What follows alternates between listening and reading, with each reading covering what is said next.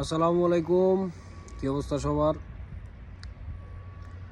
বহু প্রতীক্ষার পরে স্পেনে যে আইনটা আছে ওইটা কার্যক্রম শুরু হইতে যাইতেছে 16 তারিখে। আজকে এটার ফাইনাল সব কিছু কমপ্লিট হয়ে গেছে। প্রধানমন্ত্রীর স্বাক্ষর হয়ে গেছে। তারপর যেই এস্তেনখেরিয়া ইটি আছে সব কিছু স্বাক্ষর পেপারে হয়ে গেছে। আর 2 দিন, আজকে 14 তারিখ, আর 2 দিন পর থেকে কাগজ জমা শুরু। সুতরাং যারা জমা দিতে ইচ্ছুক, জমা দিতে চান, তারা তাড়াতাড়ি ডকুমেন্ট রেডি করে রাখেন। কারণ হইতেছে এটা বেশি দিন থাকবো না, এটা অল্প সময়ের জন্য খুলবো, অল্প সময়ের মধ্যে বৈধতা দিব। যারা এই সময়ের মধ্যে জমা দিতে পারবেন তারাই বৈধতা পাইবেন, আর যারা এই সময় জমা দিতে পারবেন না তারা বৈধতা পাইবেন।